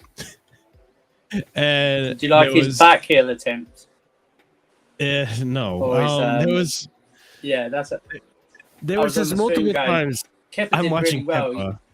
when he did that little trick where he just, and I thought, no, he just got lucky because he looked sussed even doing that. Do you know what I mean? It was like the passing is atrocious. I can't deny it. If he keeps it on the ground, sure. If we're 3 out of, or maybe 4 out of the 10 long passes made it to their targets, I literally looked at Jose, who I went with, and I'm like, okay, I can see why Andrew says we need Onana. It was very visible. And then there are times too where, like, you're right, he does have that bozo gene. There was that one moment where Mitsuma gets to the near post and I think tries to shoot it, but it goes across the goal, beating Kepa's near post. Took a deflection. Did that take a deflection? It Yeah, did, I think Yeah, that sure. one was the one where Chilwell rushed out to try and close it. Yeah. And I'm thinking, Right. how does that happen? How does it get past Kepa's? There's this much space. Like you're supposed to be able to cover that, and it just gets past him. And it was a very dangerous play. We're lucky no one from Brighton was sitting there just waiting for the ball to get to the other side. But I have now my I'm uneasy about Kepa and the passing. The shot stopping, I think it was very routine shot stopping throughout that whole entire game. I don't think there was anything where he was on doing this video, saves. can we go back? Yeah. Can we go back? Did it show us the chance that Brighton had earlier? Go back a bit. This is just the goals. It's just the goals. Okay. So in the second half, Mhm. Pedro's going through the middle, but to the right, and Chalobah's. Oh, matching I know the run. exactly what you're talking about. Let's see You if know we the can one I'm find it. talking about, right? Yeah. That's what I'm talking about necessarily in terms of this decision making, because if a goalkeeper's going to come out like that, you then expect him to clean up, right? But he doesn't. That's the problem. And so Chalobah's then having to second guess about what to do. Like he's slowed down a bit because he crossed, but then he's had to like slide There's in. a lack of But commandeering almost. Yeah, because Kepa's made it more of a goal scoring opportunity than it was, because João Pedro's crossed it across the middle and no one's there. But fortunately for us, no one was there to tap it in, because that's all it needed. And that's my problem with Kepa, is that he's got that bozo gene where for 89 minutes we could be fine, and then that split second, he costs us 8 points or the regression to the next round of a cut that. And that's just when people go, yeah, we can do one more season with Kepa. It's like, I don't think Kepa can get people. I think people don't understand that there are at least 7 teams going for those top 4 places. Top 5, whatever, like, right? This is an example of like, yeah, the passing. I don't think Kepa can get. I don't think Kepa is good enough to get us top 4. I think he will stop us getting top 4. This is a prime example of like the bad passing that Kepa had. Like, mind you, he's under pressure, sure, but like, it's so regardless, like, overrated. His passing is distribution. Oh, that's why he's better than Mendy. It's so overrated, man. right out here, just outside, not hitting Sterling. I mean, I did say this earlier. Like, I was 50-50 on the distribution. Like, I never said he was amazing at it. Like, people have the impression that he's like Edison. No way. He chips it to the fullback. It's basics. No chance. It's basics of goalkeeping. Just because Mendy couldn't do it doesn't mean that no one can. Yeah, but anyway, This is not like good. This is not good. Yeah. I said with it though, it was Chilwell and Gallagher on that left side that were just playing the whole defensive unit, including Kepa, into pressurized situations. So a lot of those passes that you might be seeing are actually just hoofs because the striker's pressing him, and it was just a bad pass from the guy playing it to the goalkeeper in general. So, some passes he can do better, others it's just like the team around him just lost composure, particularly because of those two, it's Gallagher and Chilwell. He is better than Ramsdale. I stand by that. Like, Ramsdale's made more mistakes last season, and he does have a bit of a weak wrist himself as well. Like, I think they're both similar keepers actually. I don't think he's better than Ramsdale at all. I don't rate Ramsdale highly. You should bring Cam for this. Kepa's one of the worst goalkeepers in the league. He's just honestly, he's absolutely. I think he's just an average keeper. Like, he's nothing. There's nothing. Right. Special. I agree with Chris. I think he's average. I don't. That's why I don't understand Chelsea fans going, yeah, we can do it one more season and get us top 4. I just don't understand the mindset. I don't get it. I honestly don't get it. It's like, oh yeah, we can do what he can. Kepa can definitely get us top 4. Sorry, where have you been for 5 years? What do you mean you can get us? Just because we finish in top 4 with Kepa or something doesn't mean he had a big influence on it whatsoever, because he didn't. Guys, it's just how. You know what it is, man? If we're willing to spend What? 70, 80 million on Moises Caicedo, right? Why can't we spend that money also on a goalkeeper? But I'm not. You know me. I'm not adverse to that. But I'm saying there's probably even a cheaper goalkeeper out there that's far better. Exactly. Than Kepa. That's the whole thing. In which case, why are we trying to spend 45 million or 35 million on Michael Elise? I'm sure 45 million could wrap you up a decent goalkeeper. They got United got Onana for 55. Oh no, sorry, 50, I believe, wasn't it? We should have actually like maybe gone for Yeah, Onana something for like that. 50. No, but Well, that ship sailed, so the yeah. link to that Valencia goalkeeper's gone very cold. What is it, Marshalldbdx, what his name is? That's gone very cold. But there's got to be someone else that out. We're linked to nobody right now. I mean, That's what I mean. That's why I've resigned. I've resigned myself to the fact that we are not buying a goalkeeper this summer. I've resigned myself to it. I'm not fighting it anymore. I'm just Kepa, because Kepa will have one. Kepa will have one of those Aston Villa performances, and everyone will go creaming their stuff like that, and then he'll cost us like he usually does, and then we're back. We're back to the same round of talks as always about how we need a new goalkeeper. So I'm just resigned to the fact that he's going to be there. He's going to see out his contract because no one wants him because we pay him too much. And he's going to be there for 7 years. 7 years he would have been at a club by the time he walks out in 2025. a really long time. So It's like now that I saw it in person, like I just don't think the keeper just gets dispossessed as much as Kepa does, or dispossessed in the sense of passing it badly. Yeah. With the Onana thing, we were quoted a different price than Man United. Because I don't know why we just didn't try and include Lukaku in it, but obviously they didn't want to do that. So They wanted the money for some reason. I don't understand to this day. But then they go say we can't afford Lukaku. Yeah, no, because they wanted to take him on loan, didn't they? Yeah, the cheap Another loan deal. They wanted another loan deal. Yeah, exactly. I say It's just time to blacklist that club from future transfers. And once we get Caicedo, blacklist Brighton as well. Brighton ain't too bad. What's No, Brighton? No. We're not doing Brighton, this. It's not but Brighton. They are horrible. But just because they value him at 100 million, like we should like blacklist him. Like that's It's not even just about it's the Colwell thing as well. I'm not doing this anymore. What? Because they wanted to buy Colwell. Think about Potter. Think about.